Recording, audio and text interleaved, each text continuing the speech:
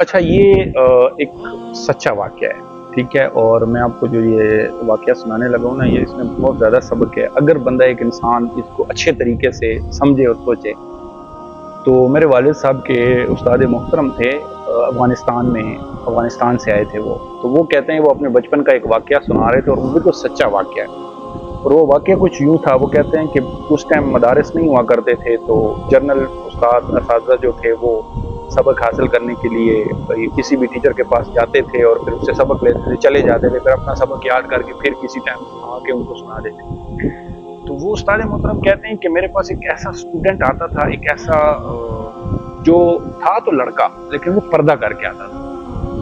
تو چونکہ لوگ آتے جاتے رہتے تھے تو کبھی میں نے بھی اس سے نہیں پوچھا کہ یہ تم پردہ کیوں کرتے ہو، اور نہ اس نے کبھی مجھے بتایا۔ تو وقت گزرتا رہا، تو ایک دن اس طرح آیا کہ اس نے مجھے کہا کہ استاد محترم میری آنکھوں میں شدید درد ہو رہا ہے، تو آپ مجھے دم کر دیں۔ تو اس نے کہا کہ استاد محترم یہ میں نہیں کر سکتا، پردہ میں نہیں اٹھا سکتا۔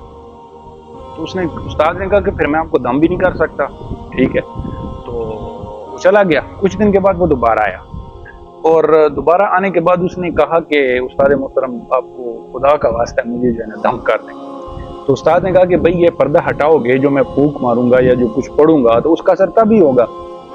تو اس نے کہا کہ استاد محترم چلو میں پردہ تو اٹھا دیتا ہوں، لیکن آپ یہ ضرور سوچ رہے ہوں گے کہ یہ میں پردہ کیوں کرتا ہوں، تو اس کا پہلے آپ سن لیں میرے سے۔ اس نے کہا جی بتائیں۔ اس نے کہا جب میں چھوٹا تھا تو میں پڑھتا تھا کسی جگہ پہ، تو چھٹی ہوئی تو میں گھر جا رہا تھا، غربت کا زمانہ تھا، تو ایک جنازہ آ رہا تھا، تو میں اس کے پاس گیا، میں نے کہا چلو جنازہ پڑھیں گے، کوئی 10 روپے ملیں گے یا 50 سے ملیں گے، جو رواج تھا اس زمانے میں، اس کے بعد جو خیرات وغیرہ کرتے ہیں لوگ۔ تو میں جب گیا تو اس جنازے جو آ رہا تھا اس کو میں نے کہا السلام علیکم۔ تو جب میں نے یہ کہا تو انہوں نے کہا کہ یہ تو مسلمان ہے، وہ یہودیوں کا جنازہ تھا۔ تو انہوں نے کہا کہ اس کو پکڑ لو، پکڑ لیا، انہوں نے میرے ہاتھ پاؤں باندھے اور مجھے کہا کہ اسی جو مردہ ہے نا اس کے ساتھ اس کو قبر میں، یہ اس کی سزا ہے، کیونکہ یہودی مسلمانوں کے بہت شدید دشمن ہوتے ہیں۔ تو انہوں نے کہا کہ اس کے ساتھ اس کو دفن کر۔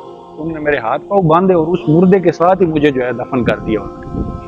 اب میں کیا کرتا، میرے پاس کچھ ایسے وسائل نہیں تھے، کچھ ایسی چیزیں نہیں تھی جو میں اپنے آپ سے مطلب میں اس سے نکل سکتا۔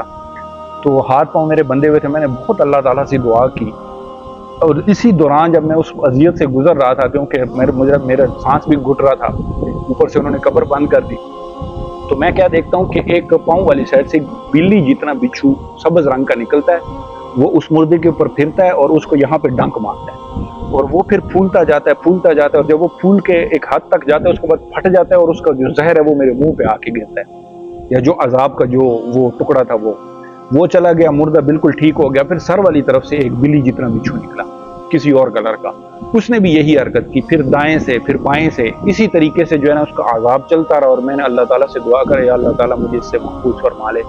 کہ جب یہ سلسلہ تھوڑی دیر کے لیے رکا تو ایک انتہائی نورانی شخص آیا اور اس نے کہا کہ نکالوں تمہیں یہاں سے؟ میں نے کہا کہ تمہیں خدا کا واسطہ مجھے ادھر سے نکالو، میں مرنے والا ہوں۔